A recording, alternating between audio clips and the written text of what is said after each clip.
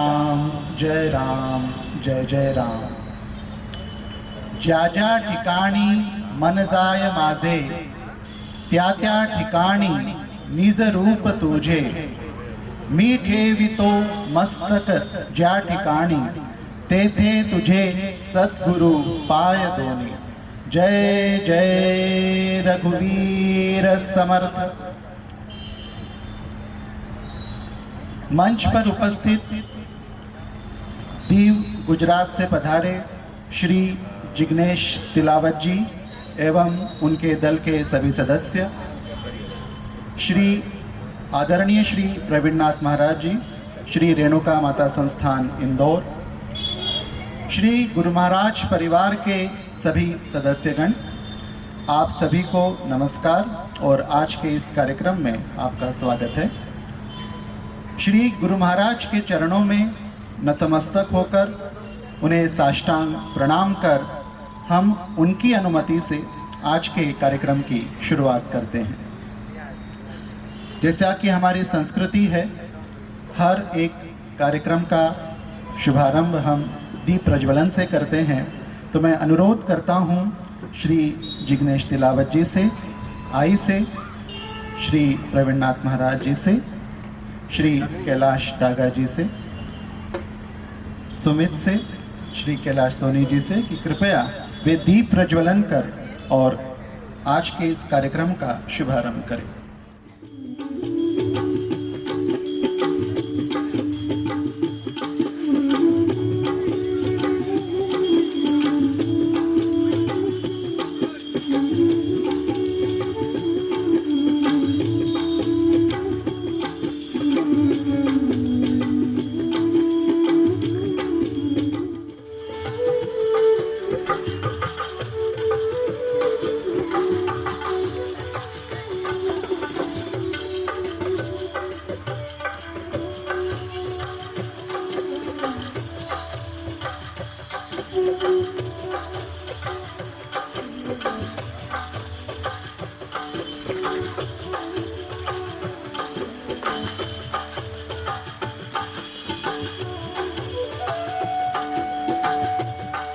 संस्थान इंदौर कृपया मंच पर अपना स्थान ग्रहण करें। श्री सुलभ शांत गुरु जी, श्री बाल हनुमान मंदिर उज्जैन कृपया मंच पर स्थान ग्रहण करें। श्रीमती गीता दुर्गेश अग्रवाल जी, माननीय महापौर महोदया और महापौर प्रतिनिधि कृपया मंच पर अपना स्थान ग्रहण करें। श्री रवि जैन जी, माननीय सभापति महोदय कृपया मंच पर अपना स्थान ग्रहण करें। श्री बाल हनुमान मंदिर उज्जैन कृपया मंच पर अपना स्थान ग्रहण करें। मंच पर आसीन परम आदरणीय श्री प्रवीणनाथ महाराज, श्री रेणुका माता संस्थान इंदौर, श्री सुलभ शांत गुरु जी, श्री बाल हनुमान मंदिर उज्जैन, श्रीमती गीता दुर्गेश अग्रवाल, माननीय महापौर महोदया देवास, श्री रवि जैन जी, माननीय सभापति महोदय देवास, श्री दुर्गेश अग्रवाल जी, माननीय महापौर प्रतिनिधि देवास, एवं यहाँ उपस्थित सभी गणमान्य नागरिक, श्री गुरु महाराज परिवार के सभी सदस्यगण, आप सभी के हृदय में विराजमान श्री गुरु महाराज को सादर प्रणाम करते हैं, उनके चरणों में नमन करते हैं और कार्यक्रम का ये दूसरा सत्र शुरू करते हैं।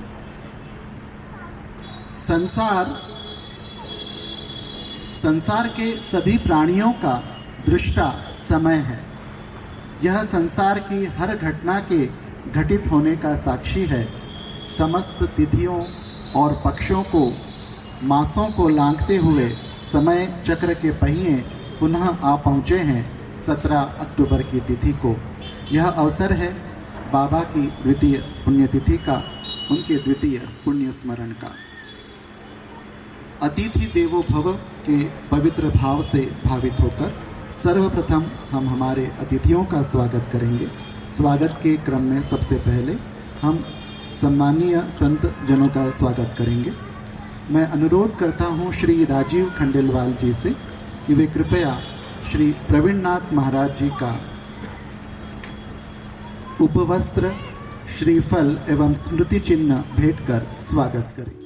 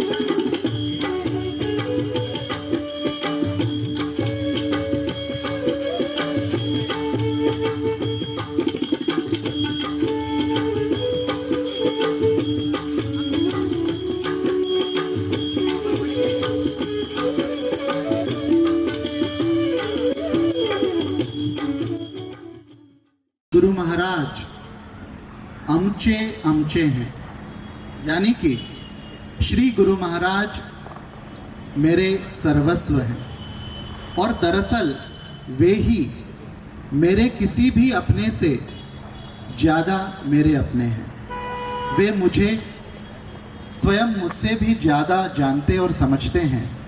उन्हें मेरे हित की मुझसे ज़्यादा समझ है।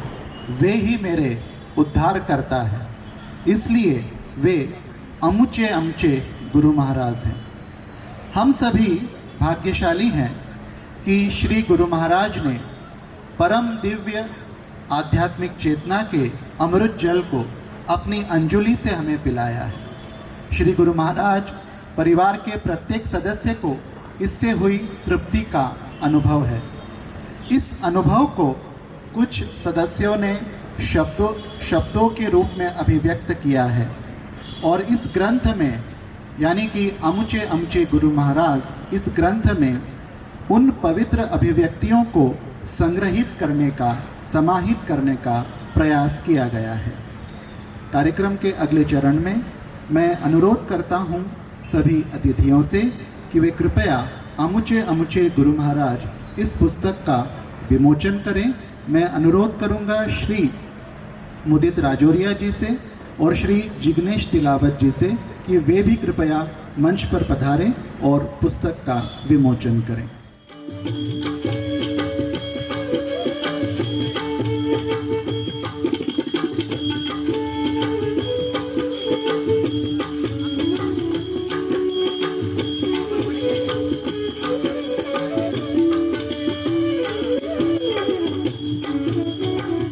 एक बार जोरदार तालियों के साथ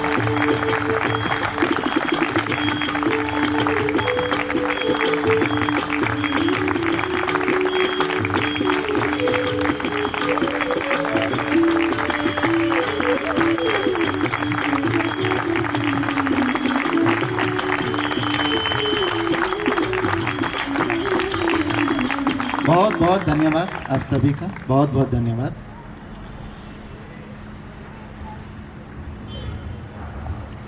मैं अतिथियों से कहूँगा कि कृपया अपना स्थान ग्रहण करें। यह पुस्तक अमुचे गुरु महाराज, यानी कि मेरे अपने गुरु महाराज, कई मामलों में अनूठी है। इस पुस्तक में श्री गुरु महाराज की कृपा के ऐसे संस्मरणों का वर्णन है जो सामान्य मनुष्य की कल्पना और सोच के परे है। इन संस्मरणों को पढ़ते हुए हमारा रोम रोम पुलकित हो जाता है। श्रद्धा और समर्पण के मिश्रित भावों से हम नतमस्तक हो जाते हैं। इस पुस्तक में कई दुर्लभ छायाचित्रों का भी संग्रह है, जिनमें से कुछ करीब 50-55 वर्षों से भी अधिक पुराने हैं। इस पुस्तक को जो इस अत्यंत सुंदर रूप में प्रस्तुत किया गया है, इसका श्रेय जो संस्मरणों के लेखक हैं उनको तो जाता ही है, जिन्होंने अपने संस्मरण, सामान्यतः होता यह है कि जो संस्मरण है या जो गुरु महाराज के अनुभव आए हैं हज़ारों लोगों को आए हैं, लेकिन वो अधिकांश लोग ये चाहते हैं कि उनका जो अनुभव है, उनका जो संस्मरण है, वो अपने दिल में ही रखना चाहते हैं, वो किसी के साथ शेयर नहीं करना चाहते। ये उनका अपना व्यक्तिगत एक कहूँगा मैं कि उनका भाव हो सकता है, लेकिन जब हम अपना संस्मरण, अपना अनुभव औरों के साथ शेयर करते हैं, साझा करते हैं, तो शायद हम भी उस अनुभव के जो विविध पहलू थे उसको जितना नहीं जानते थे उससे ज़्यादा हम जान पाते हैं, और दूसरे लोगों को भी अपनी आध्यात्मिक यात्रा में आगे बढ़ने में उससे लाभ होता है। तो ये एक अच्छा, पवित्र और पुनीत कार्य है। तो इस पुस्तक में जिन लोगों के संस्मरण हैं उनको तो सबसे पहले श्रेय जाता ही है, साथ ही साथ जो इतना सुंदर ये प्रस्तुति हुई है इस पुस्तक की, उसका श्रेय जाता है आदर्श प्रिंटर को और श्री मुदित राजौरिया जी को। उनके लिए भी तालियां जोरदार। उनके नेतृत्व और मार्गदर्शन में, और विशेष रूप से मैं नाम लेना चाहूँगा श्री फरीद भाई का, जिन्होंने लगभग पिछले 1.5 से 2 महीने तक लगातार रात दिन मेहनत की है, प्रूफ रीडिंग में, ग्राफिक्स में, चित्रों को सजाने में बहुत मेहनत की है। शनिवार रविवार छुट्टी के दिन भी उन्होंने काम किया है। तो मैं आदर्श प्रिंटर और उनकी पूरी टीम को, जो कि श्री मुदित राजौरिया के लीडरशिप में, मार्गदर्शन में जिसने काम किया, उनको मैं बहुत बहुत धन्यवाद देता हूं कि आपकी मेहनत रंग लाई और इस पुस्तक को एक अप्रतिम और संग्रहणीय दस्तावेज बना दिया। इस पुस्तक का कवर डिज़ाइन श्रावणी जोकरकर ने किया है और श्री जयप्रकाश चौहान जी ने इसमें अत्यंत सुंदर रेखा चित्र तैयार किए हैं। साथ ही साथ श्री शैलेंद्र जोशी जी ने समय समय पर जो रामचरितमानस की जो चौपाइयाँ हैं, उनकी जो श्री गुरु महाराज की प्रेरणा से व्याख्या की है, उसे भी इस पुस्तक में शामिल किया गया है। कार्यक्रम के अगले चरण में अब हम सर्वप्रथम जो हमारे वंदनीय संत गण यहाँ उपस्थित है, उनसे हम उनके आशीर्वचन सुनना चाहेंगे। तो मैं आमंत्रित करता हूँ श्री प्रवीणनाथ महाराज को कि वे कृपया हमें संबोधित करें, हमें आशीर्वचन प्रदान करें। गुरु महाराज के चरणों में वंदन। आज का प्रसंग बहुत ही अलग है। जब हम अपने हृदय के समीप निवास करने वाले अपने सद्गुरुदेव भगवान का संस्मरणात्मक चरित्र, उसका विमोचन कर रहे हैं। संस्मरणात्मक अर्थात उसमें का प्रत्येक संस्मरण जो है, उसको ध्यानपूर्वक जब हम पढ़ेंगे तो हमें ऐसा लगेगा कि वो घटना हमारे सामने आज भी घटित हो रही है। इसलिए वो एक चलित चरित्र है, जिसमें हर प्रसंग के साथ गुरु महाराज अलग अलग भूमिका में हमको दिखाई देंगे या हमें मार्गदर्शन करेंगे। हमें या हमारे साथ कोई घटना घटी, उस घटी हुई घटना को हमने याद रखा और याद रख के हमने पुस्तक में प्रकाशित करने के लिए प्रेषित किया। याद वही रख सकता है जिस पर प्रभु की दया हो, वरना कई लोग अभी किया हुआ कार्य भी अगले समय में, कुछ समय में ही भूल जाते हैं। हम यदि सतत स्मरण करते रहते हैं तो परमेश्वर भी हमारा स्मरण करते रहता है। इस प्रकार की सारी बातें आपको पुस्तक में जरूर मिलेगी, क्योंकि जो साधक हृदय से इसलिए बोला मैंने, क्योंकि आमुचे शब्द जो निकलता है मराठी में, वो तभी निकलता है जब दिल से चाहते हैं। जब कोई व्यक्ति किसी को दिल से चाहता है तो अपना शब्द निकलता है। ये मेरा अपना है। क्यों निकला ऐसा शब्द? क्योंकि हृदय के स्थान पर उसका अस्तित्व है। तो अमुचे अमुचे गुरु महाराज जी कब निकलेगा? जब हम हृदय से वहाँ पर जुड़े हुए हैं। ऐसे पुस्तक में ये संस्मरण निकला। पर आपको मालूम है कि ये संस्मरण जिन लोगों ने दिए हैं और जिन लोगों ने इस पुस्तक के मतलब उस संस्मरणों को या उन संस्मरणात्मक चरित्र को संपादित करके और एक पुस्तक रूप में हमारे सामने रखा है, उन सब लोगों का स्मरण गुरु महाराज स्वयं करते हैं। और वो करते हैं इसीलिए आप सब लोग वो कर सके। इसका छोटा सा प्रात्यक्षिक बताता हूँ आपको मैं। अपना कार्यक्रम शायद 5:30 बजे शुरू हुआ। 6:12 पर सौरभ मेरे पास वहाँ आया। मैंने सौरभ से सहज भाव से कहा कि सौरभ, इस बार जो निमंत्रण पत्रिका है उसके ऊपर जो गुरु महाराज का चित्र है वो चित्र बहुत उत्कृष्ट लगा, तो तू मेरे लिए फ्रेम कर दे। सौरभ से मेरे बहुत निकट के संबंध है। मैंने उसको कहा फ्रेम कर दे, क्योंकि मेरे घर पर गुरु महाराज का कोई चित्र नहीं है। हालांकि गुरु महाराज की कृपा से परम सद्गुरुदेव प्रभु श्री राम जी का प्रसाद निवास पर है, परंतु उनका नहीं था। अब अभी उनको मेरा स्मरण था, इसलिए स्मृति चिन्ह में वो मेरे साथ वापस घर जाने वाले। अब मैं क्यों उसे फ्रेम करवाऊं? उनको मेरे पास आना था, मेरे निवास पर रहना था, इसलिए स्मृति चिन्ह पर उनका चित्र है। अलग से मुझे फ्रेम नहीं करवाना है। कहने का तात्पर्य, अगर हम हृदय से अपने गुरु के पास, अपने सद्गुरु के पास रहते हैं तो यकीन जान लो उन्होंने भी आपको अपने हृदय में रखा हुआ है। और hृदय में रखा है इसीलिए आपके सारे काम बिना बोले वो करते हैं।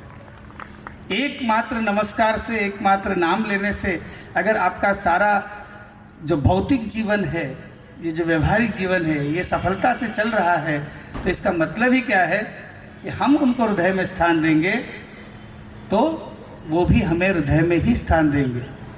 इसलिए पुस्तक पर लिखा हुआ अक्षर नहीं है, पुस्तक पर लिखा हुआ आपके हृदय की भावनाओं का शब्द है अमुचे, अर्थात मेरे, हमारे। जहाँ पर अपनत्व का भाव होता है वहीं पर सद्गुरु और शिष्य एकाकार हो जाते हैं। इसलिए इस अपनत्व के भाव को बनाए रखिएगा। बनाए रखिएगा ऐसा क्यों कह रहा हूँ? क्योंकि कई बार ऐसा होता है कि हम पुस्तक तो ले जाते हैं, क्षमा चाहूँगा ऐसा कोई व्यक्ति यहाँ नहीं है, ऐसा मेरा पूर्ण विश्वास है, परंतु फिर भी अगर कोई ऐसा हो तो अपने आप को सुधार लेना। पुस्तक ले जाएंगे, ले जाने के बाद एक आध पेज पढ़ लिया तो पढ़ लिया, रंगीन फोटो अंदर के देख लिए एक बार, ये कुछ 10-15 मिनट का समय दे दिया पुस्तक को, उसके बाद वो पुस्तक जहाँ रखी है वहाँ से दिवाली की सफाई के दौरान ही उठती है। ये जो दुर्भाग्य है हमारा इस प्रकार का व्यवहार करने का, क्षमा चाहूँगा ऐसा व्यवहार किसी भी पुस्तक के साथ ना हो, क्योंकि जो पुस्तक होती है वो जिसके लिए होती है उसका चरित्र होता है, उसका वाङ्मय स्वरूप होता है। ऐसा कहा गया है कि श्रीमद् भगवद गीता ये भगवान कृष्ण का वाङ्मय स्वरूप है। तो वही भगवान कृष्ण जब संत ज्ञानेश्वर के सामने खड़े हुए तो किस रूप में खड़े हुए? ज्ञानेश्वरी के रूप में खड़े हुए, इसलिए वो वाङ्मय स्वरूप हुआ। समर्थ रामदास ने तो स्पष्ट कहा है, नका खरु खटपट पहा माझा ग्रंथ नीट, यानी कुछ भी खटपट मत करो, केवल मेरा ग्रंथ देख लो तो जीवन समझ में आ जाएगा। इसलिए आत्माराम और दासबोध ये उनका स्वरूप है, ऐसा वो स्वयं कहते हैं। तो ये दो ग्रंथ पढ़ लिए तो समर्थ रामदास समझ में आ जाएंगे, ज्ञानेश्वरी पढ़ ली तो संत ज्ञानेश्वर समझ में आ जाएंगे, तुकाराम गाथा पढ़ ली तो संत तुकाराम समझ में आ जाएंगे। उसी प्रकार जिस दिन हम सही ढंग से सबसे पहली पुस्तक सत्संग का प्रसाद अगर वो पढ़ लेते तो फिर दूसरी पुस्तक में उसका और अधिक हमारा अपग्रेडेशन हो जाता, हम अपग्रेड हो जाते। और अब ये पुस्तक तो स्वयं गुरुदेव को अपने साथ प्रकट करके रखेगी, क्योंकि जो भी पेज निकालोगे उस पेज में जिस भी हमारे साधक बंधु का संस्मरण होगा वो हमारे सामने उस घटना को जीवंत कर देगा और वो जीवंतता सब में विद्यमान रहे, ऐसी ही मैं गुरु महाराज के चरणों में प्रार्थना करता हूँ। अधिक समय नहीं लूँगा, लेकिन इतना अवश्य कहूँगा कि जब इस पुस्तक को पढ़ेंगे तो पुरानी जो 2 पुस्तकें हैं, संयोग से उन दोनों का विमोचन भी इसी वास्तु में हुआ है। सबसे पहली पुस्तक का विमोचन हॉल में हुआ था, दूसरी पुस्तक का यहाँ हुआ, जिसका नाम था गुरु महाराज। याद है क्या किसी को पूरा? मेरे को तो सुना ही नहीं दिया अभी तक। गुरु महाराज सब कराते, विश्वास है ना? तो बस यही है, सत्संग का प्रसाद जब मिलता है तभी मालूम पड़ता है कि गुरु महाराज सब कराते हैं। और जब ये भाव मन में आ जाता है तब हम अपने मन से, अपने दिल से कहने लग जाते हैं, अमुचे अमुचे गुरु महाराज। इस बात का ध्यान रखिएगा। निश्चित रूप से सबका जीवन सफल हो, सभी का कल्याण हो। बहुत बहुत धन्यवाद। और बहुत कितनी गहरी बात कही आपने। जो गीता है, भगवत गीता, जिसने आध्यात्मिक जीवन की शुरुआत की है, उसके लिए भी गीता में कुछ है। जो कुछ सीढ़ियाँ चढ़ चुका है, उसके लिए भी गीता में कुछ है। जो और प्रगति कर चुका है, उसके लिए भी गीता में कुछ है। और जो सब कुछ साध चुका है, उसके लिए भी गीता में कुछ है। तो ये जो ग्रंथ होते हैं, ज्ञानेश्वरी, गीता या फिर संतों का जो चरित्र है, ये ऐसे ग्रंथ होते हैं कि जैसे जैसे हमारी आध्यात्मिक उन्नति होती जाती है, उसमें, उसी ग्रंथ में, उसी अध्याय में, उसी प्रसंग में हमें उसी का नया अर्थ समझ में आता है। और जब ऐसा होने लगे तो 2 बातें हैं। पहली बात ये कि अगर पहले हमने पढ़ा था, उसी चीज़ को पढ़ने के बाद हमको कुछ दूसरी चीज़ समझ में आ रही है, तो हम समझ जाएं कि हमारी आध्यात्मिक उन्नति हो रही है। और दूसरी बात ये कि वो जो ग्रंथ है उसमें कितनी गहराई है, ये भी हमको समझ में आता है। इस पुस्तक का संपादन श्री ओम प्रकाश नवगोत्री जी ने किया है। और जो उनके कुछ उद्गार हैं, जो इतने सुंदर उद्गार हैं, थोड़ा सा मैं यहाँ पढ़ना चाहूँगा। इस पुस्तक में कुछ संस्मरण श्री गुरु महाराज की प्रत्यक्ष उपस्थिति से संबंधित हैं, तो कुछ उनके विदेह होने के बाद की घटनाओं से जुड़े हैं। इन प्रसंगों और संस्मरणों को जानकर इतना पता चला कि पहले किसी कठिन समय में गुरु महाराज के पास जाना पड़ता था, लेकिन अब गुरु महाराज स्वयं पहुंच जाते हैं। आवश्यकता होती है सच्चे भाव से उन्हें स्मरण करने की। आज भी वे सूक्ष्म रूप में उसी तरह सबको संकट से बाहर निकाल रहे हैं। जिन लोगों के तार गुरु महाराज से जुड़े हुए हैं, वे निरंतर उनकी उपस्थिति को महसूस करते हैं। श्री गुरु महाराज का आभा मंडल आज भी भक्तों के बीच दैदीप्यमान है। यही है संत का जीवन, यही है गुरु का जीवन। उनका कार्य इतना विस्तीर्ण है कि शरीर की सीमाओं के परे चला जाता है। उन्हें जिस रूप में पुकारते हैं, उसी रूप में उपस्थित होते हैं। अब मैं आमंत्रित करता हूं उज्जैन से पधारे आदरणीय श्री सुलभ शांत गुरु जी को कि वे कृपया हमें आशीर्वचन प्रदान करें। सम्माननीय मंच पर विग्रह रूप में गुरु महाराज जो उपस्थित हैं, उनके चरणों में बारंबार नमन करता हूँ। श्री प्रवीणनाथ जी महाराज, आपके चरणों में वंदन करता हूँ। साथ ही उपस्थित देवास नगर की महापौर, सभापति महोदय, महापौर प्रतिनिधि और आप सब गुरु भक्तों को मेरा नमन। आप हम सब जानते हैं, आप सब जो हैं वो गुरु महाराज को गुरु महाराज कहते थे और वो राम जी को गुरु महाराज कहते थे। और ये जो दोनों हैं, इन दोनों की युक्ति क्या कर सकती है, मैं केवल आपको उस ओर इंगित करना चाहता हूँ। रामचरितमानस में एक चौपाई जो है वो बड़ी गौर करने वाली है। एक बार भूपति मन माही, भे ग्लानि मोरे सुत नाही। दशरथ जी के मन में यह भाव आया, 60,000 वर्ष की उनकी आयु हो चुकी थी और 60,000 वर्ष की आयु में उनके मन में ये बात आई, एक बार भूपति मन माही, भे ग्लानि मोरे सुत नाही, कि मेरी कोई संतान नहीं है। और कितने वर्ष की आयु में ये बात मन में आई है? 60,000 वर्ष की आयु में। और जब ये बात आई तो इस बात को लेकर दशरथ जी महाराज, उनके जो कुल के कुल गुरु थे श्री वशिष्ठ जी, उनके पास जाते हैं। लेकिन इस चौपाई में गौर करने वाली बात यह है जो गोस्वामी जी ने लिखी है।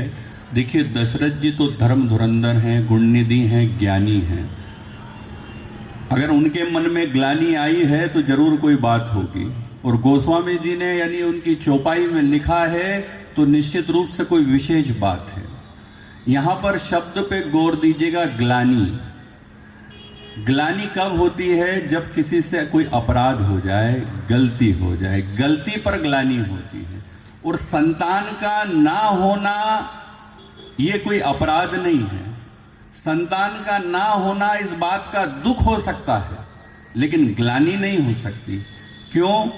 संतान जो है वो कई बार, आज तो आधुनिक युग है, कई बार प्रयास भी छोटे पड़ जाते हैं। ये तो भगवान कृपा करे तो ही किसी के घर में कोई बच्चा जन्म लेता है, तो इसमें दुख हो सकता है, ग्लानि नहीं हो सकती है।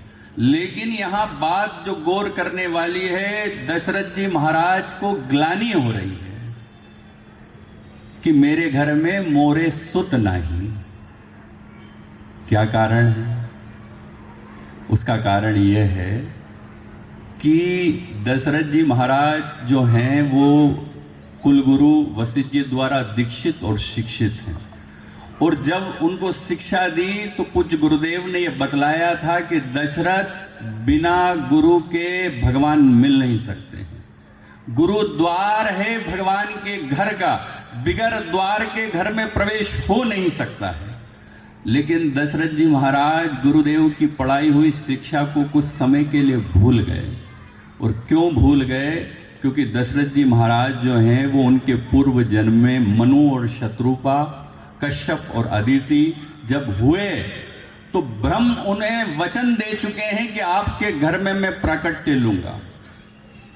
इसलिए दशरथ जी महाराज निश्चित थे कि मेरे घर में तो भगवान प्राकट्य लेंगे, तो फिर मैं क्यों किसी का उपकार लूं, क्यों किसी से कहूं आज नहीं तो कल भगवान को मेरे घर आना ही है। और देखिए, कोई सामान्य बालक को जन्म नहीं लेना है दशरथ जी के यहाँ। दशरथ जी के भाग्य में पुत्र का योग भी है और सामान्य बालक का नहीं, ब्रह्म उनके बालक होकर आएंगे। इसलिए पहले दशरथ जी को लगा क्यों किसी से कुछ कहना, हमारे भाग्य में तो पुत्र है ही। लेकिन जब ये बात समझ में आई, इसलिए ग्लानि हुई कि गुरुदेव ने समझाया था कि बिना गुरु के भगवान नहीं मिल सकते। हमारी 60,000 वर्ष की आयु हो चुकी है, भगवान वचनबद्ध हैं, उसके बाद भी भगवान अभी तक नहीं आए हैं, तो इसमें गुरुदेव की गलती नहीं है, गलती मेरी है। यदि हम गुरुदेव के पास पहले चले जाते तो न जाने कब से ब्रह्म हमारे आंगन में आ चुके होते। इसलिए कहा, भे ग्लानि मोरे सुत नाही। जब और इस ग्लानि से गुरुदेव भगवान के पास गए हैं और गुरुदेव से कहा, गुरुदेव क्या आपके रहते हम निसंतान रहेंगे? तो गुरुदेव ने कहा, दशरथ जी आपने कभी अभिलाषा ही प्रकट नहीं की, अब की है तो कोई बात नहीं, अभी भी देर नहीं हुई है। आपके घर में एक नहीं 4 संतान जन्म लेगी, ब्रह्म आपके आंगन में खेलेंगे। अब बात जो विशेष गौर करने वाली इसमें यह है कि ब्रह्म जो है वो वचनबद्ध है दशरथ जी का जन्म लेने के लिए, लेकिन वो ब्रह्म भी प्रतीक्षा कर रहा है किसकी? सदगुरु की, एक बुद्ध पुरुष की, कि जब तक वो आज्ञा ना करे ब्रह्म भी प्राकट्य नहीं ले पा रहा है। तो सदगुरु का जीवन में इतना बड़ा महत्व है कि आप दर्शन कीजिए, वो ब्रह्म भी उस बुद्ध की प्रतीक्षा कर रहा था कि जब गुरुदेव भगवान आज्ञा देंगे तभी प्राकट्य लूंगा। और यहाँ दशरथ जी महाराज ने इच्छा प्रकट की और दशरथ जी के घर में राम जी का प्राकट्य हो गया। बुद्ध को भी, ब्रह्म को भी बुद्ध के पीछे है। जब तक वो आज्ञा ना करे, जब तक आप गुरु के पास, गुरु के द्वार हुआ बिना भगवान तक पहुंच नहीं सकते। ये दो किनारे हैं, भक्त और भगवान। इन दोनों किनारे को यदि कोई मिलाता है तो वो सदगुरु मिलाता है। जीव पर भगवान की कृपा जब ही उतर सकती है जब उसके मध्य में कोई गुरु हो। जब भी आप उनका स्मरण करेंगे, वो आपके जो भी कार्य, जो भी मनोकामना है, जो भी दुख है, पीड़ा है, उसमें आपके साथ रहेंगे। आपने मुझे बुलाया, एक बड़ा अच्छा आयोजन, अमुचे गुरु महाराज, आज पुस्तक का विमोचन हुआ। आप सभी को बहुत बहुत शुभकामनाएं। धन्यवाद। बहुत बहुत धन्यवाद। और जैसा कि आपने गुरु के, सतगुरु के महत्व के बारे में बताया, जब तक गुरु की कृपा न हो तब तक मुक्ति या मोक्ष संभव नहीं है।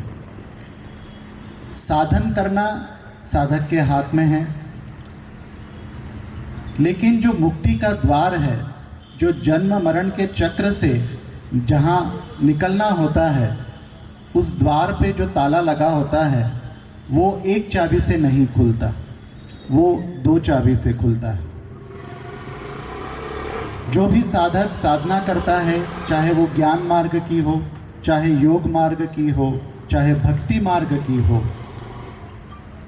किसी भी प्रकार की साधना हो, लेकिन वो ज़्यादा से ज़्यादा केवल एक ही चाबी बना पाता है। और एक चाबी से मुक्ति का, जन्म मरण के चक्र से बाहर निकलने का जो रास्ता है उसका ताला नहीं खुलता। दूसरी चाबी गुरु के पास होती है, सतगुरु के पास होती है। इसलिए जब तक सतगुरु की कृपा नहीं है, चाहे जितना साधन भजन आपने कर लिया, कठोर से कठोर साधना कर ली, फिर भी मुक्ति संभव नहीं है। इसलिए जीवन में गुरु का होना अवश्यंभावी है यदि हम मुक्ति की आकांक्षा करते हैं। एक छोटा सा दृष्टांत मुझे याद आता है। श्री ब्रह्म चैतन्य गोंदवलेकर महाराज की जो जीवनी है उसमें बहुत अच्छा दृष्टांत दिया हुआ है। एक बार महाराज घूमते हुए यहीं उज्जैन के पास के जंगलों से गुजर रहे थे, तो उनके साथ भी एक व्यक्ति थे। तो उन्होंने अचानक कहा कि ये जो घने जंगल के अंदर जो गुफा है उसके अंदर जाएंगे। उसके अंदर गए तो वहाँ जाके देखा, काफ़ी अंदर जाके, कि एक महामानव, एक महायोगी साधना में रत थे। उनकी आंखें बंद थी और वो साधना में लगे हुए थे। उनकी जटाएं लंबी लंबी थी, ऐसा लग रहा था कि कई वर्षों से वो साधना कर रहे हैं। जब महाराज और वो व्यक्ति उनके पास पहुँचे तो उन्होंने अपनी आंखें खोली, और आंखें खोलने के बाद जो सबसे पहला प्रश्न था वो उन्होंने किया कि क्या राम अवतार हो गया? क्या राम अवतार हो गया? तो महाराज ने कहा कि राम अवतार हो गया, सब कुछ हो गया, अब तो कलयुग चल रहा है। तो उन्होंने अपना सर पकड़ लिया, बोले कि मैं तो हज़ारों साल से तपस्या कर रहा था इस प्रतीक्षा में कि जब राम अवतार होगा तो राम के दर्शन कर, साक्षात परब्रह्म के दर्शन कर, और फिर मैं इस शरीर को छोड़ूंगा। जब भी मेरी मृत्यु का समय आता था तो मैं प्राण को अपने वश में करके प्राणायाम का अच्छा अभ्यास किया था उन्होंने। तो जब मृत्यु की घड़ी आती थी तो वो प्राणायाम के अभ्यास के बल पर उस क्षण को टाल देते थे। ऐसा वो हज़ारों सालों से कर रहे थे। लेकिन वही बात है, इतने बड़े, इतने उच्च कोटि के साधक होते हुए भी चूँकि गुरु की कृपा उन्हें प्राप्त नहीं हुई थी तो वो हजारों साल तक ऐसे ही रहे। उसके बाद महाराज ने उनके सिर पर हाथ रखा और उनको परम गति की प्राप्ति हुई। तो ये गुरु का महत्व है। हमारे पास कुछ हमारे जो विशिष्ट अतिथि यहाँ आने वाले थे पर किसी कारणवश नहीं आ पाए हैं, तो उन्होंने अपना वीडियो संदेश यहाँ भेजा है। मैं अनुरोध करूँगा हमारी टीम से कि सबसे पहले श्री नितिन दादा का संदेश यहाँ प्ले करें। नितिन दादा, आपको याद होगा पिछले वर्ष यहाँ उपस्थित थे, अभी उन्होंने संन्यास ले लिया है और उनको शंकराचार्य की पदवी मिली है। तो मैं अनुरोध करूँगा कि श्री नितिन दादा का संदेश यहाँ प्ले करें। उपस्थित सभी गुरु महाराज के पावन सानिध्य से कृपा प्राप्त साधकों को नारायण। इसके पहले 19 अक्टूबर को गुरु महाराज सब कराते हैं इस ग्रंथ का विमोचन गुरु महाराज की प्रथम स्मृति वृत्त्यर्थ हुआ था। आज उनकी द्वितीय स्मृति वृत्त्यर्थ आमचे गुरु महाराज इस ग्रंथ का विमोचन होने जा रहा है। सही देखे तो इस कार्यक्रम के आने का हमारा बहुत इच्छा थी, मगर चातुर्मास चालू होने के कारण आना नहीं हो सकता है। इसका हमें खेद है। इस किताब के लिए, इस ग्रंथ के लिए जिन्होंने परिश्रम किया, जिन्होंने अपना अनुभव, अपनी अनुभूति इस ग्रंथ के माध्यम से व्यक्त की है, या ग्रंथ प्रकाशित होने के लिए जिन्होंने प्रयास किया है, उन सबको हमारी तरफ से साधुवाद। सही मायने में कुछ शब्द ऐसे हैं कि हम सरलता से इस्तेमाल करते हैं, वैसा ही साधुवाद एक शब्द है। साधु वही जिसने दुनिया की अधूरी बात जान ली है और उसे परिपूर्णता करने के लिए, परिपूर्ति के लिए सद्गुरु के हाथों में अपना हाथ देकर वो निकल पड़ा है, वही साधु है। आप सबको हमारे ओर से इस विमोचन कार्यक्रम के माध्यम से यही कहना है कि ये बहुत ही सरल और अधिक स्पष्ट हमारा शीर्षक है, आमचे गुरु महाराज। आमचे का अर्थ यह है, सही में तो यह मराठी शब्द है और इसका अर्थ यह है जहाँ अपनेपन, जहाँ त्याग, जहाँ समर्पण और जहाँ सहजता अवतरित होती है, वहीं आमचे यानी अपने ये शब्द आता है। उसकी व्याप्ति बहुत बड़ी है। अगर देखे जाए तो तू नहीं, मैं नहीं, तू ही, इस दिशा की ओर उंगली निर्देश करने वाला ये शीर्षक है। कल सुमित भैया से बात हुई, उन्हें बहुत से अनुभव हमें अवगत करा, हमें बताए। महाराज अभी लेटेस्ट अनुभव ने 23 तारीख का बताया। बहुत जो अनुभूति की बातें गुरु महाराज ने अपने शिष्यों के साथ की, वो भी बताया। जो साधन दिए उसके बारे में बात की। मगर हम तो इतना जानते हैं, गुरु का हाथ पकड़ो और अपने सफर पर निकल पड़ो। सही में तो जब हमारे पर आपत्ति आती है, तब हमें गुरु महाराज सर पर कंधे उठा लेते हैं, और जब साधना में रुकावट आती है तो हमारे साथ रहते हैं। एक आपको कथा बताऊंगा। एक साधक थे, बहुत अच्छे साधना कर रहे थे। जो वो चलते थे तो उनके पैरों के बाजू में और 2 निशान लगते थे। उनके मन में श्रद्धा दृढ़ीभूत होती थी।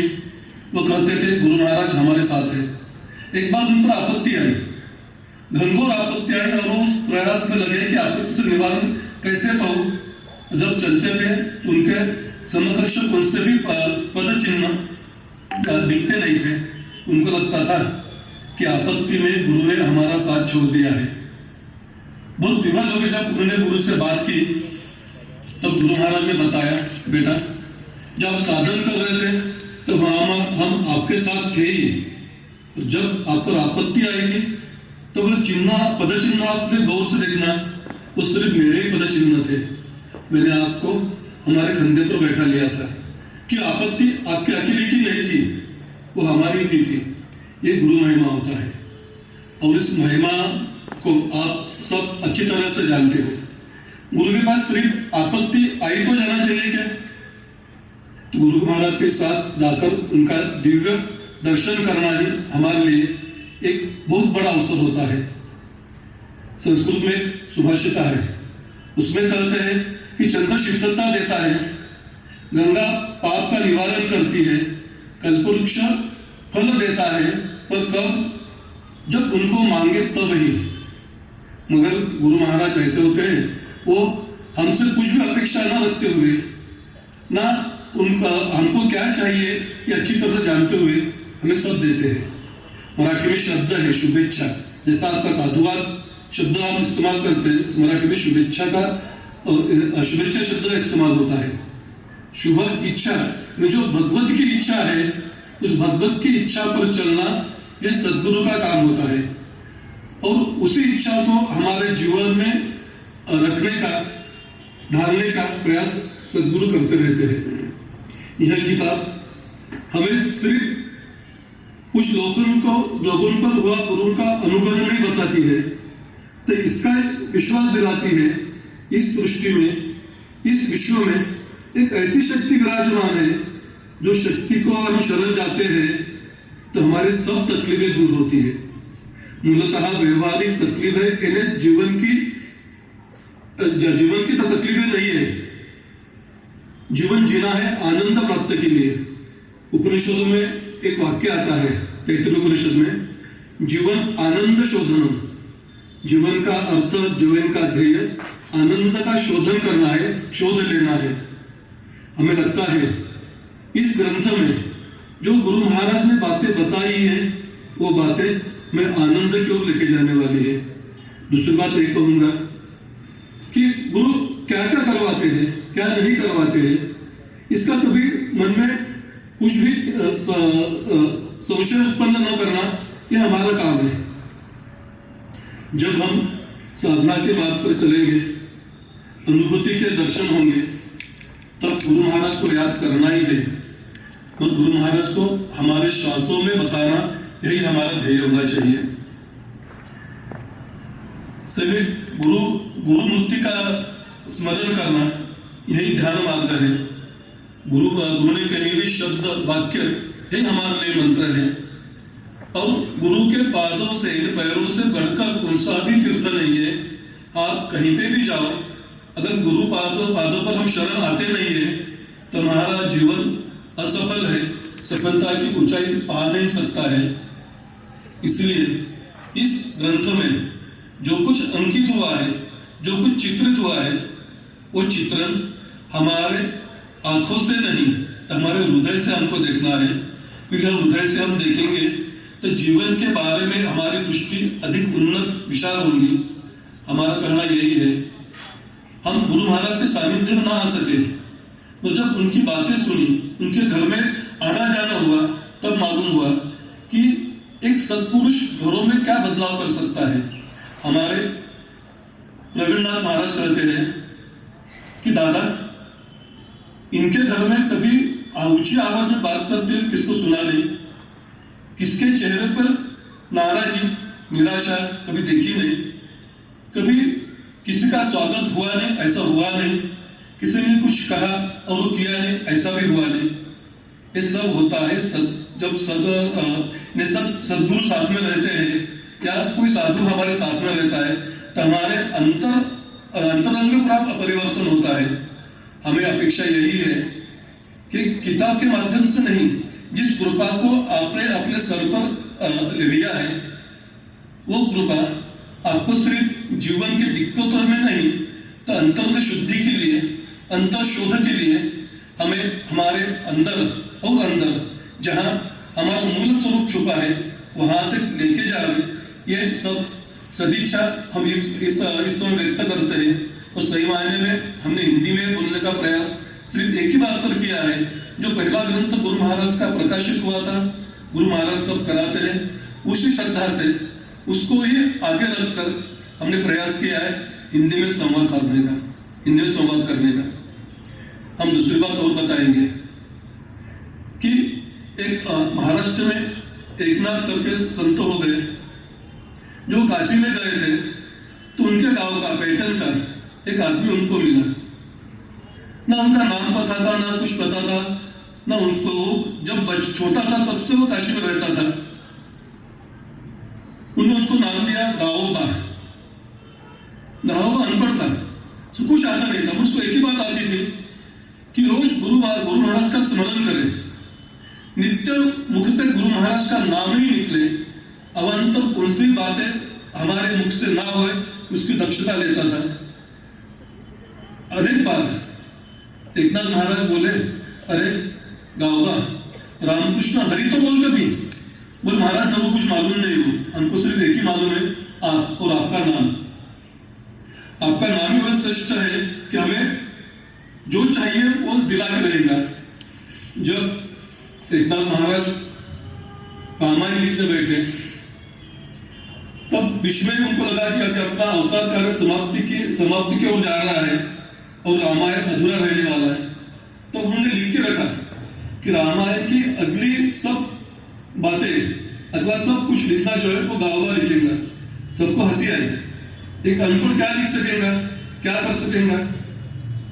मगर जब एकनाथ महाराज समाधि लेने के बाद जब गाओबा रामायण लिखने बैठा, तो उसी भाषा में, उसी संदर्भ में और उसी अलंकार में उन्होंने रामायण लिखी।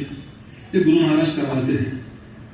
हम भी गुरु महाराज का शरण जावे, हर पल गुरु महाराज को याद रखें। महाराष्ट्र के एक संत है गुंदलकर महाराज, उनको जब पूछा गया कि नाम साधन कैसा करना चाहिए, उन्हें बहुत सरलता से उत्तर दिया, आप जैसा श्वास लेते हो वैसा नाम आना चाहिए। श्वास रुक गया तो हम शव में परावर्तित होते हैं, उसी तरह अगर हम नाम को भूल गए, गुरु को भूल गए, तो ये बात याद में रखना कि हम भी शव हो गए। हमारे अंदर में जो चैतन्य है, वो चैतन्य लुप्त हुआ है। हम आशा करते हैं और अपेक्षा भी करते हैं आप सब गुरु महाराज के सानिध्य में रहे हुए, उनके दिव्य अनुभूति में पले बड़े हो। हम चाहते हैं कि आप कभी गुरु महाराज का ना भूलें। जिस ढंग से आमचे गुरु महाराज हम कहते हैं, जो स्नेह हम उन्हें देते हैं, वह स्नेह जिंदगी के आखिरी छोर तक वैसा ही रहे। इसी सदिच्छा के साथ हमारे 2 शब्द हम पूरे करते हैं।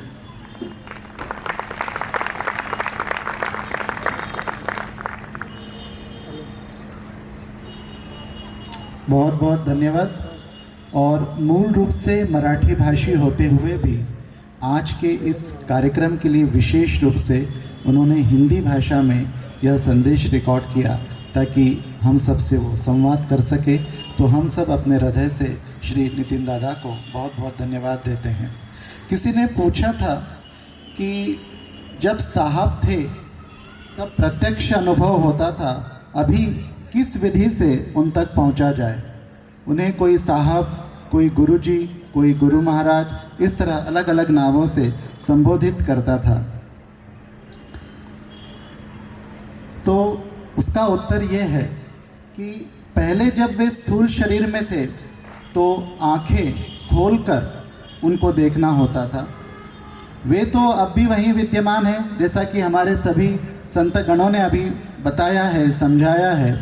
वे तो अभी भी वहीं विद्यमान हैं, परंतु अंतर केवल इतना है कि अब उन्हें देखने और महसूस करने के लिए आंखें खोलनी नहीं पड़ती हैं, आंखें बंद करनी पड़ती हैं। चेतना की गहराइयों में थोड़ा उतरना पड़ता है और तब हम उनकी दिव्य उपस्थिति को अनुभव कर पाते हैं। एक और वीडियो संदेश हमारे पास है। माननीय मंत्री महोदय, मध्य प्रदेश शासन, श्री विश्वास कैलाश सारंग जी, माननीय सहकारिता तथा खेल एवं युवा मंत्री, मध्य प्रदेश शासन, मैं अनुरोध करूंगा कि उनका संदेश भी यहाँ प्ले किया जाए। गुरु जी को याद करते हुए उनकी द्वितीय पुण्य स्मृति पर इकट्ठे हुए हैं। मैं स्वयं कार्यक्रम में उपस्थित होना चाहता था, परंतु बिहार चुनाव के कारण मैं आपके बीच में उपस्थित नहीं हो पाया हूँ। गुरु जी का आशीर्वाद, उनका मार्गदर्शन हम जैसे सौभाग्यशाली शिष्यों को मिलता रहा है। उनका वो पालक स्वरूप व्यवहार, उनका वो आशीर्वाद देने वाला अलग अंदाज रोज याद आता है। वो केवल आशीर्वाद ही नहीं देते थे, वो आत्मविश्वास से हमें भर देते थे। वो एक पालक के रूप में हमारा मार्गदर्शन करते थे। उनकी सकारात्मकता निश्चित रूप से हमें सद्मार्ग पर चलने की प्रेरणा देती थी। पर संत केवल शरीर छोड़ता है, उसका सूक्ष्म एहसास, उसकी सूक्ष्म उपस्थिति हर समय हमारे साथ रहती है। गुरु जी हो सकता है शरीर के रूप में हमारे साथ ना हो, पर वो जहाँ भी है सूक्ष्म रूप में हम सबको आशीर्वाद दे ही रहे। हम सबको भी यही संकल्प लेना चाहिए कि हम उनके बताए मार्ग पर चलेंगे। और उन्होंने जिस प्रकार से इस सनातन दर्शन का, इस हिंदू दर्शन का पाठ हमें पढ़ाया, उसको आत्मसात करते हुए हम सब अपने जीवन को सार्थक बनाते हुए इस समाज, इस राष्ट्र के लिए भी कुछ जरूर करेंगे। जैसा मैंने कहा कि हो सकता है गुरु जी शरीर के रूप में हमारे बीच में ना हो, पर वो सूक्ष्म रूप में हमारे साथ हैं। उनका आशीर्वाद हमें मिलता रहेगा। इसी कामना के साथ मैं उन्हें विनम्र पुष्पांजलि अर्पित करता हूँ। एक छोटा सा दृष्टांत जो इस पुस्तक से मैं यहाँ बताना चाहता हूँ, एक भक्त का संस्मरण है। और देखिए कितने पारदर्शिता पूर्ण तरीके से और निर्मल हृदय से उन्होंने यह संस्मरण लिखा है कि गुरुजी द्वारा स्थूल देह त्यागने के कुछ समय बाद हमारा मुंबई जाना हुआ। वहाँ हमारे एक नज़दीकी रिश्तेदार हैं जिनको कुल देवता का इष्ट है। उन्हें अपने कुल देवता का आवेश होता है। जब हम वहाँ पहुँचे और उनके सानिध्य में बैठे तो मैंने सहसा उनसे पूछा कि जब से गुरुजी गए हैं मन में बड़ा सूना सूना लगता है, क्योंकि ऐसा विश्वास था कि कोई भी कैसे भी समस्या हो बस श्री गुरु महाराज को जाकर बताना है, सारी समस्याएं अपने आप दूर हो जाती थी। तब उन्होंने कहा कि ये तुम्हारा भ्रम है कि गुरुजी अब वहाँ नहीं हैं, अब वो अधिक ऊर्जा के साथ वहाँ बैठे हैं और वहीं बैठे हैं। आगे उन्होंने कहा कि पहले तो तुम्हें उनसे मिलने का समय लेना पड़ता था, पर अब वो सबसे मिलते हैं वहाँ पर। फिर उन्होंने मुझसे पूछा कि तुम कितनी बार जाते हो वहाँ? तब मैंने कहा हफ्ते में 1-2 बार तो मेरी उपस्थिति हो ही जाती है। तब उन्होंने कहा कि कोशिश करो कि किसी भी तरह रोज़ वहाँ जाकर जो श्री गुरु महाराज के स्थान की दहलीज है वहाँ की धूल को अपने माथे पर लगाकर आ जाना। इसके बाद जो उन्होंने आगे कहा उसे सुनकर मेरे रोंगटे खड़े हो गए। उन्होंने कहा कि श्री गुरु महाराज की जो गादी है वो बहुत ऊंची गादी है, वहाँ रोज़ सिया राम जी का फेरा रहता है। ऐसा स्थान आजकल दुर्लभ है, इसलिए रोज़ एक बार किसी भी तरह उस दहलीज को छूकर आ जाओ तो उससे तुम्हारे जीवन में विलक्षण प्रभाव दिखेगा। उन्होंने यह भी कहा कि ऐसी शंका मन में मत लाओ कि अब तुम्हारे गुरुजी नहीं हैं, वे अभी भी वही हैं और पहले से ज़्यादा ऊर्जा के साथ लोगों की सहायता कर रहे हैं। संबोधन की अगली कड़ी में अब मैं आमंत्रित करता हूं माननीय महापौर प्रतिनिधि श्री दुर्गेश अग्रवाल जी को कि वे कृपया हमें संबोधित करें। आज परम श्रद्धेय गुरु जी की पुण्य स्मृति में एवं अमुचे गुरु महाराज पुस्तक विमोचन समारोह के इस कार्यक्रम में हमारे बीच में उपस्थित मंचासीन परम श्रद्धेय संत प्रवीण दास जी महाराज जी, उज्जैन से पधारे ख्यात कथावाचक जिनका मार्गदर्शन हमें कई बार मिला है, ऐसे सुलभ शांतु गुरु महाराज की कृपा और आप सबके आशीर्वाद से महापौर बने गीता अग्रवाल जी, देवास नगर निगम में सभापति आदरणीय रवि जैन जी, परम श्रद्धेय आई साहब, सलील भैया, सुमित भैया और उपस्थित सभी भक्त परिवार। एक तो पूर्व में प्रवीण दास जी महाराज का और सुलभ शांतनु गुरु जी का मार्गदर्शन मिला और दिव्य रूप से गुरुदेव गुरु महाराज हमारे बीच में उपस्थित हैं। उनके सम्मुख कुछ बोलना मतलब सूरज के सामने दीपक दिखाने जैसा होगा, इसलिए बहुत ज़्यादा मैं कुछ नहीं बोलूँगा। मैं तो इतना ही कहूँगा कि गुरु महाराज से मैं विगत 10 वर्षों से जुड़े होने का सौभाग्य मुझे मिला है और जब से मैं गुरु महाराज से जुड़ा था, जीवन में अद्भुत अद्वितीय अपने आप में मुझे परिवर्तन महसूस हुआ।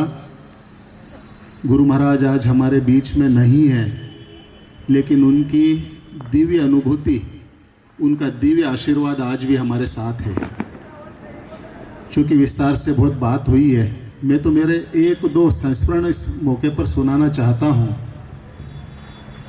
राजू भैया यहाँ पे पूर्व जिलाध्यक्ष के रूप में बैठे हैं, वो भी गुरु महाराज के नित्य साधक रहे हैं और मैं भी गुरु महाराज को हर छोटी बात या बड़ी बात के लिए चरण वंदन करके मार्गदर्शन आशीर्वाद लेने जाता था और कुछ भी आवश्यकता होती तो उनसे मांगता था।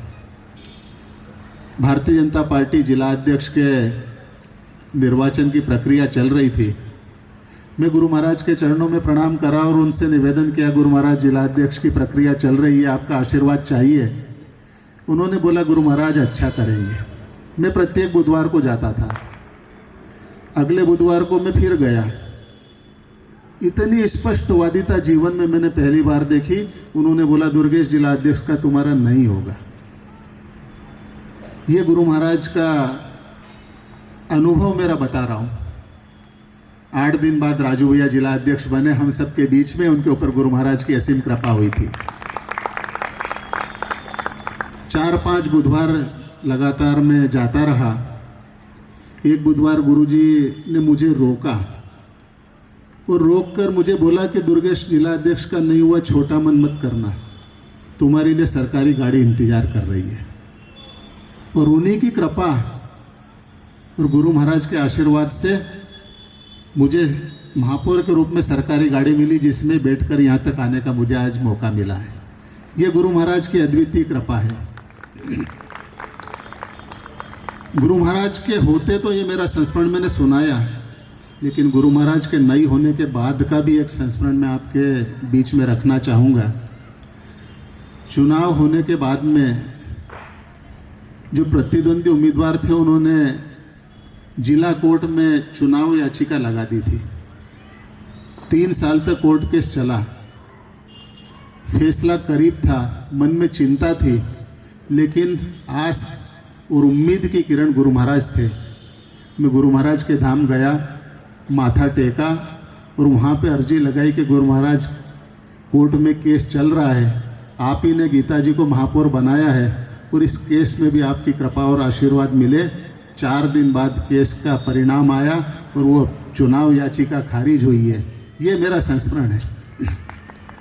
गुरु महाराज की दिव्य और भव्य कृपा हम सब पर बनी है और मैं आज इस पावन अवसर पर गुरु महाराज के चरणों में यही प्रार्थना करूंगा कि जिस प्रकार से उनकी कृपा और आशीर्वाद हम सब गुरु भक्तों पर बनी है, वो हमारे जीवन पर्यंत उनकी कृपा बनी रहे, उनका आशीर्वाद बना रहे और जिस प्रकार से हमको संकटों से वो उबारते आए हैं, इसी प्रकार हमारे हर संकटों में हमें उबारते रहें। यही प्रार्थना करते हुए मैं अपने बात को विराम देता हूँ। जय हिंद, जय भारत, जय गुरुदेव, जय गुरु महाराज। बहुत बहुत धन्यवाद। दिनांक 1 जनवरी 2025 को श्री गुरु महाराज की प्रेरणा से एक संकल्प लिया गया था कि सभी श्री गुरु महाराज परिवार के सभी सदस्य मिलकर श्री राम जय जय राम इस तारक मंत्र का 1 कोटि से अधिक जप करेंगे। और मुझे ये बताते हुए बहुत खुशी हो रही है कि 1 जनवरी 2025 से लेकर आज की तिथि तक, मतलब 17 अक्टूबर 2025 तक का लक्ष्य था 1 कोटि के जप के लक्ष्य को हासिल करने का। तो मुझे ये बताते हुए अत्यंत हर्ष हो रहा है कि आज की तिथि तक इस जप यज्ञ में कुल 1,17,00,000 आहुतियाँ अर्पित की गई हैं। और इसके लिए आप सभी श्री गुरु महाराज परिवार के सभी सदस्य धन्यवाद और साधुवाद के पात्र हैं। और मुझे आशा ही नहीं, पूरा विश्वास है कि इस जप यज्ञ से हमारी बुद्धि और निर्मल हुई है, हमारा हृदय और पवित्र हुआ है, और श्री गुरु महाराज की कृपा की प्राप्ति की हमारी पात्रता में भी और अधिक वृद्धि हुई है। एक बार पुनः आप सभी को बहुत बहुत धन्यवाद। संबोधन के अगले क्रम में अब मैं आमंत्रित करता हूं श्री रवि जैन जी, माननीय सभापति महोदय। गुरु महाराज के श्री चरणों में सादा नमन। मंच पर उपस्थित श्री पगवीनाथ जी महाराज को प्रणाम करता हूँ। श्री सुलभ संतु जी महाराज को प्रणाम करता हूँ। मंच पर उपस्थित भारतीय जनता पार्टी के वरिष्ठ नेता आदरणीय दुर्गेश जी, देवास शहर की प्रथम नागरिक आदरणीय गीता दुर्गेश अग्रवाल जी, यहाँ पर उपस्थित गुरु महाराज परिवार, आज के इस गरिमाई कार्यक्रम में मन तो ये कर रहा है कि बहुत सारा बोले, पर समझ में नहीं आ रहा है क्या बोलना है। मैंने फिर यही सोचा कि मैं दिल की बात शेयर करता हूँ, क्योंकि आज जिस पुस्तक का विमोचन है उसमें भी सबने अपने अपने गुरु महाराज, सबके अलग अलग गुरु महाराज, वो ही एक गुरु महाराज है, पर सबके किस्से, सबकी कहानियाँ, सबके चमत्कार अलग अलग हैं। मेरे साथ भी कुछ ऐसा हुआ जब व्यक्ति हर तरफ से, हर किसी के साथ होता है ये कि हर तरफ से एक समय काल परिस्थिति ऐसी आती है जब व्यक्ति हर तरफ से शून्य हो जाता है। लगता है कि हाँ मैं हूँ, पर समझ में नहीं आता है कि क्या करूँ। कुछ विपत्तियाँ आती हैं ऐसी जब परिवार से भी बात नहीं कर सकते, किन से बात करेंगे, पिताजी से बात करेंगे तो वो भी टेंशन में आएंगे। धर्मपत्नी घर चला रही है, बच्चों का उस विषय का स्तर नहीं है। मंदिर गए, भगवान को बोला, एक आस है कि नहीं ये पूरी होगी, मैंने भगवान को बोल दिया है। पर जब मुझे किसी ने उस मेरे विपरीत काल में, कोई गुरु भक्तों में ही था जिन्होंने मुझे बोला था, रवि एक बार कालानी बाग में मंदिर पर जाओ और गुरु महाराज के दर्शन कर और फिर बताना कि क्या होता है। गुरु महाराज के दर्शन करें, गुरु महाराज ने अवसर दिया, मेरी पूरी बात सुनी और बहुत सारी व्यथा लेके गया था मैं अंदर। जैसा ऐसा लग रहा था कि पूरा दिल और दिमाग भरा पड़ा हुआ है। और वो स्थिति पे गया था कि समझ में नहीं आ रहा है ना, जब पता लगा है कि अब पूरा वैक्यूम हो गए हैं, कुछ किसी से कोई बात नहीं कर सकते। मैंने उस दिन अनुभव करा कि मैं जब मंदिर में जाता हूँ, भगवान को बोल रहा था, एक आस थी, पर उस दिन जब मैं वहाँ से निकला और मुझे जो उसके बाद में परिणाम मिले, तो मुझे ऐसा लगा कि मैं साक्षात भगवान से बात करके आया और उन्होंने मेरी बात सुनी। मेरे परिवार के साथ में मैं हैदराबाद गया था, ये आज से 10 साल पहले की बात है। और शायद बहुत समय बाद में गुरुदेव, हम सपरिवार घूमने के लिए गए थे, बच्चे थे, मेरी धर्मपत्नी थी, हम चारों लोग गए। 2 दिन हुए थे वहाँ पर और ऐसा लग रहा था कि नहीं हमको और पैकेज बढ़ाना पड़ेगा, अपन 2-3 जगह और घूमेंगे, यहाँ पे काफ़ी जगह है। और अचानक रात को 12 बजे मेरे छोटे भाई शशि का फ़ोन आता है कि भैया तू अभी कहाँ है? मैंने बोला अभी होटल में हूँ मैं। तू जल्दी से निकल, डैडी की तबीयत बहुत सीरियस हो गई है। बुरे समय में आज तक किसी को भी यहाँ जितने बैठे हैं उनको वो सबसे पहले कहता है भगवान क्या करूं।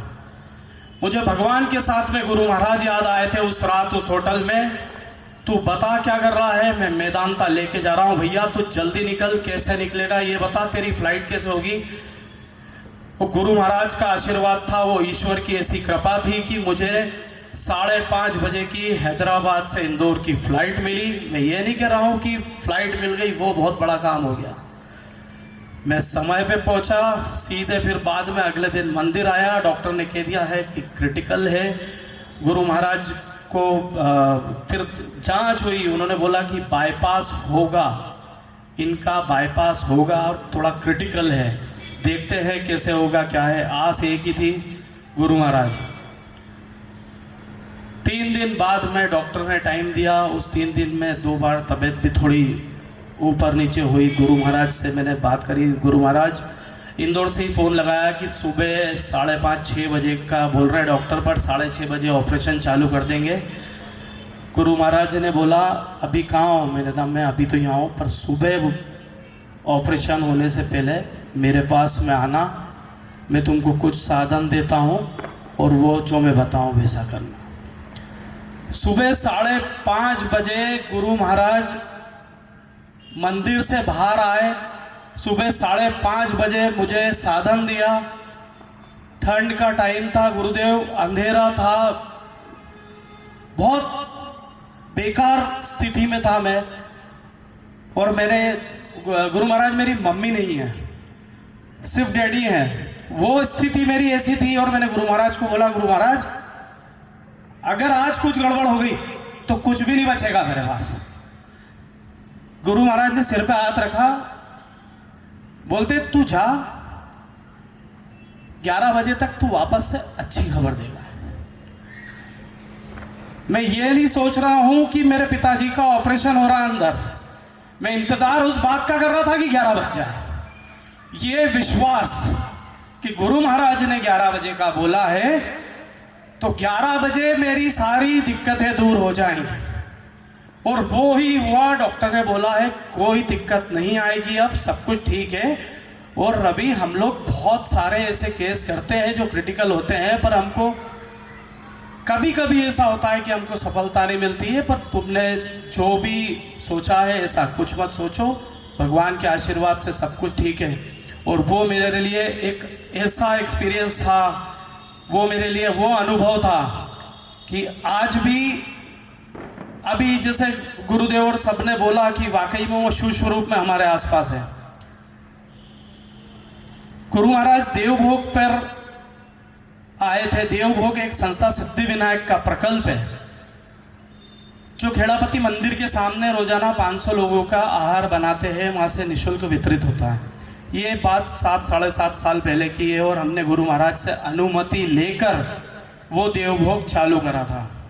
मेरी उस प्रॉपर्टी का विवाद था, केस चल रहा था, बहुत कुछ उलझने थी। अब तो सब कुछ ठीक है गुरु महाराज के आशीर्वाद से। पर उसके बाद में गुरु महाराज 1.5 या 2 साल बाद में वहाँ पे पधारे।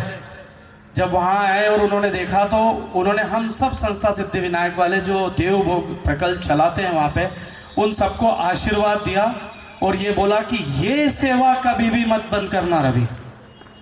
ये जो लोगों को रोजाना भोजन खिला रहे हो, रोजाना भोजन करा रहे हो, ये सेवा कभी भी मत करना, बंद मत करना। और आज की तारीख में 7.5-8 साल हो गए हैं, वो निरंतर निःशुल्क रोजाना 500 लोगों का भोजन गुरु महाराज के आशीर्वाद से चल रहा है।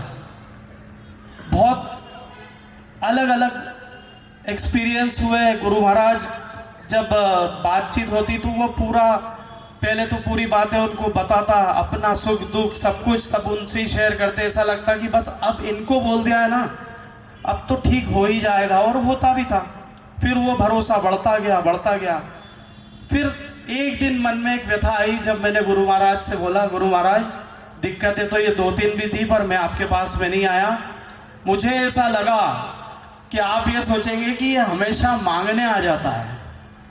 ये मेरे बचपने या उनका एक वो जो मतलब एक ऐसा भाव था कि वो मुझे बिल्कुल बच्चे के तरीके से मुझे ऐसा लगता था कि मैं मेरे पिताजी से या मैं और भी कुछ ऐसी शख्सियत से बात कर रहा हूँ जो मुझे हर चीज़ में मेरी गलती भी सुधारेंगे, मुझे हर चीज़ में समझाएंगे और बहुत ही कम शब्दों में समझा देंगे, बाकी मुझे सब कुछ समझ में आ जाएगा क्योंकि उन्होंने बोला है।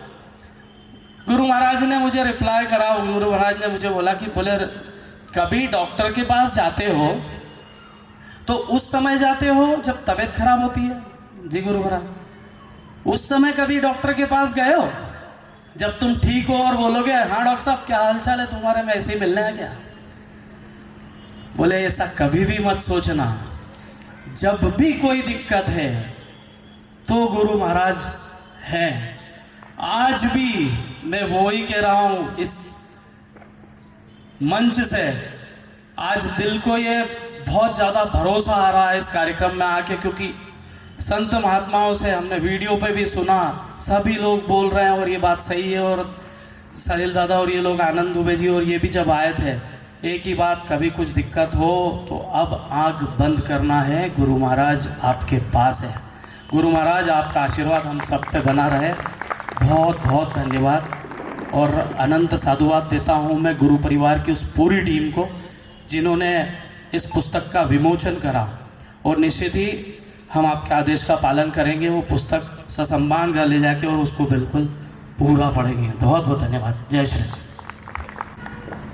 बहुत बहुत धन्यवाद दिल से निकले आपके उद्गारों के लिए, जो सीधे दिल तक पहुंचते हैं, हृदय स्पर्शी हैं।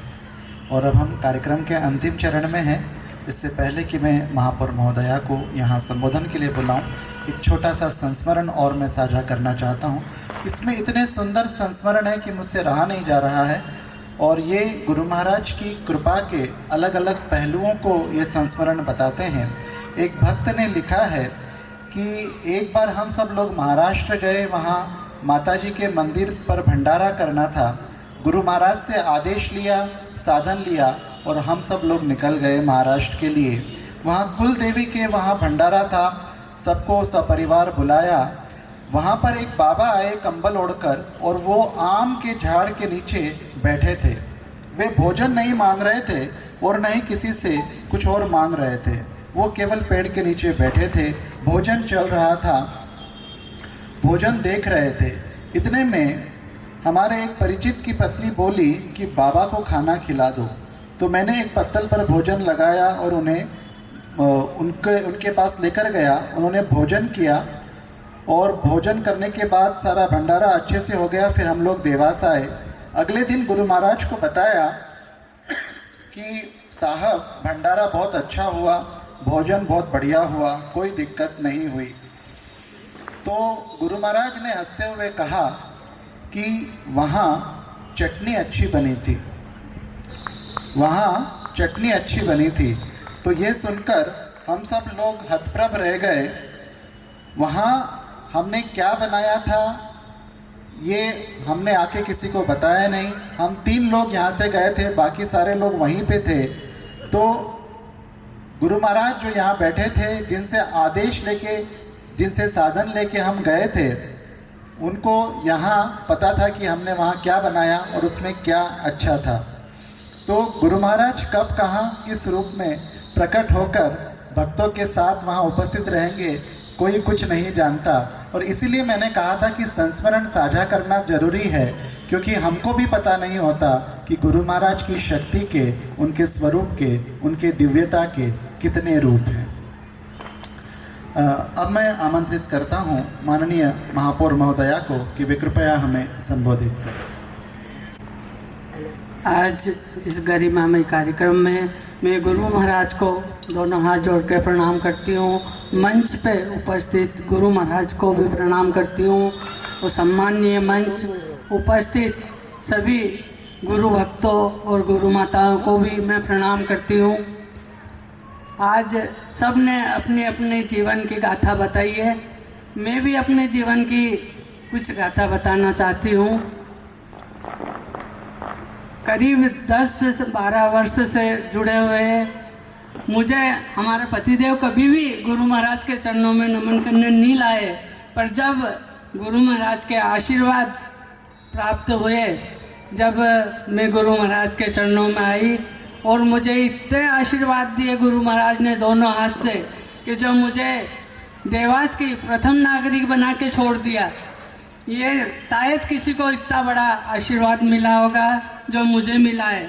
और मैं चाहती हूँ कि गुरु महाराज हमारे बीच नहीं है, पर हमारे बीच ही है और हमारे दोनों हाथ से सभी को आशीर्वाद देते हैं कि बच्चों आप चिंता मत करो, मैं आपके बीच में ही हूँ और रहूँगा हमेशा हमेशा के लिए। जय हिंद, जय भारत, जय श्री राम। और मैं भूल गई हूँ कि आज बच्चों को जो विवाह भी हुए हैं वो भी गुरु महाराज के आशीर्वाद से हुए हैं। बेटी के लिए कहीं रिश्ते देखे, कुछ समझ में नहीं आए, पर एक रिश्ता उज्जैन का आया, पहले उसको भी नकार दिया था। फिर गुरु महाराज के यहाँ आए और गुरु महाराज ने कहा कि अगर तुम उनका बुलावा नहीं आए तो तुम पहले से उनको खबर करना और ये रिश्ता मत ठुकराना। तो गुरु महाराज का आदेश हुआ। जो बेटी उज्जैन में भी आई है और बेटा की शादी महू में हुई है, वो भी गुरु महाराज का आदेश हुआ था। और एक बात और बताना चाहती हूँ कि कितने ही मकान बनाया, कितने ही प्लाट देखे, पर 2-3 प्लाट के लिए गुरु महाराज ने ना बोल दिया कि ये मत ले, अभी योग नहीं है। फिर ये जो मकान बनाया है ये गुरु महाराज का आदेश हुआ और गुरु महाराज का आदेश अनुसार ये प्लाट मकान बना और बहुत गुरु महाराज का आशीर्वाद रहे, सभी पे बना रहे। देवासवासी को, गुरु परिवार को मैं गुरु महाराज के चरणों में बारंबार नमस्कार करती हूँ। जय हिंद, जय भारत। बहुत बहुत धन्यवाद।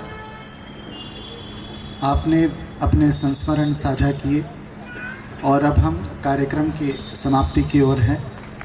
कार्यक्रम के अंत में मैं मंचासीन संतगण सम्मानीय श्री प्रवीणनाथ महाराज, श्री सुलभ शांत गुरुजी महाराज, माननीय महापौर महोदया, माननीय सभापति महोदय, माननीय महापौर प्रतिनिधि महोदय, आप सभी का मैं धन्यवाद ज्ञापित करता हूं कि आपने अपने व्यस्त समय में से समय निकालकर यहाँ आप पधारे और इस कार्यक्रम की शोभा बढ़ाई, हमें संबोधित किया। मैं धन्यवाद ज्ञापित करता हूं आदर्श प्रिंटर्स को, जिन्होंने इस पुस्तक को इतने सुंदर रूप में प्रस्तुत किया। मैं धन्यवाद ज्ञापित करता हूं गुरु महाराज परिवार के सभी सदस्यों को, जिन्होंने इस पुस्तक हेतु अपने संस्मरण हमें प्रेषित किए, जिससे हम इसे पुस्तक रूप में प्रकाशित कर सकें। मैं धन्यवाद ज्ञापित करता हूं डागा पैलेस के जो प्रबंधन है उनको, उन्होंने इतनी सुंदर जगह दी हमें कार्यक्रम आयोजित करने के लिए। लाइट, साउंड, स्टेज, साज सज्जा की व्यवस्था जिन्होंने की है, उन सभी को मैं धन्यवाद ज्ञापित करता हूं। मैं धन्यवाद ज्ञापित करता हूं श्री जिग्नेश तिलावत जी एवं उनके दल के सभी सदस्यों को, जो दीव से इतनी दूर से, गुजरात से यहाँ पधारे और सुमधुर राम धुन से हमारे मन को उन्होंने तृप्त किया। मैं धन्यवाद ज्ञापित करता हूँ आप सभी को जो यहाँ उपस्थित हुए और आज के आनंद के साक्षी बने। अब हम केवल एक राम नाम भजन करेंगे और उसके बाद हम इस तरफ से पुष्पांजलि अर्पित करेंगे और फिर इस तरफ हम प्रसाद ग्रहण करेंगे। जिन लोगों की एकादशी है उनके लिए फरियाली प्रसाद की व्यवस्था है, जिनकी उपवास नहीं है उनके लिए सामान्य भोजन प्रसाद की व्यवस्था है।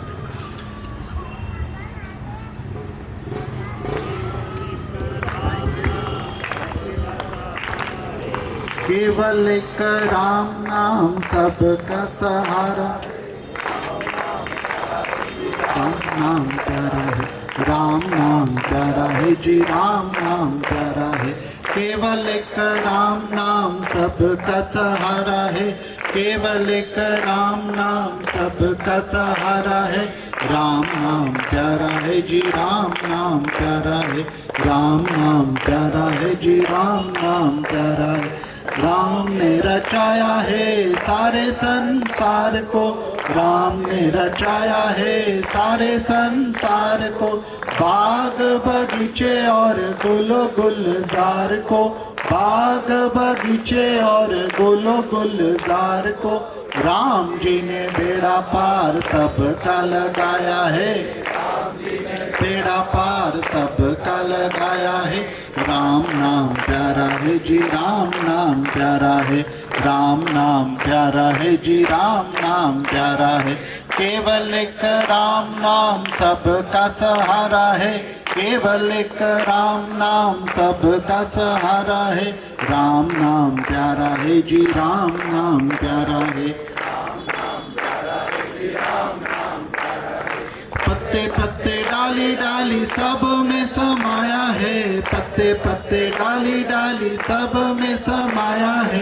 कोई जगह खाली नहीं वेदों ने बताया है, कोई जगह खाली नहीं वेदों ने बताया है।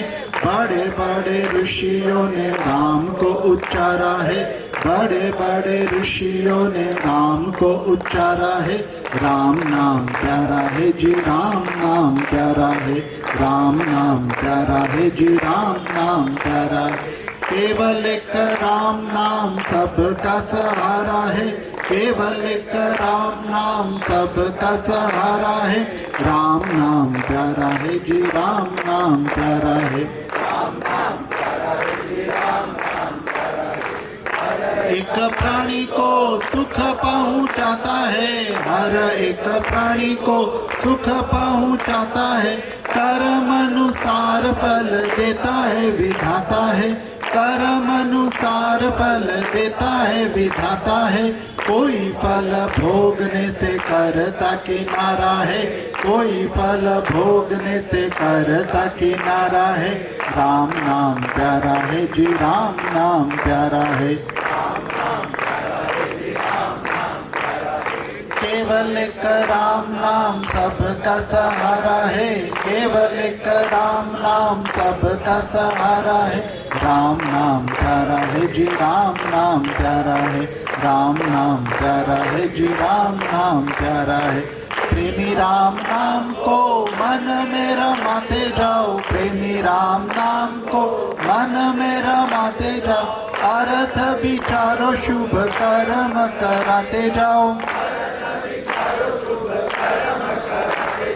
दुखी वही रहेगा जो राम को बिसारा है, दुखी वही रहेगा जो राम को बिसारा है। राम नाम प्यारा है जी, राम नाम प्यारा है।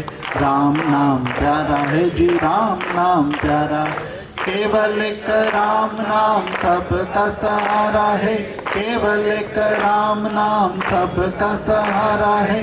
राम नाम प्यारा है जी, राम नाम प्यारा है। दुनिया में आए कुछ लाभ तो उठाते जाओ, दुनिया में आए कुछ लाभ तो उठाते जाओ। राम नाम रटो और पाप को मिटाते जाओ, राम नाम रटो और पाप को मिटाते जाओ। दरिया मंडल राम नाम हृदय माही धारा है, दरिया मंडल राम नाम। राम नाम प्यारा है जी, राम नाम प्यारा है। राम नाम प्यारा है जी, राम नाम प्यारा है।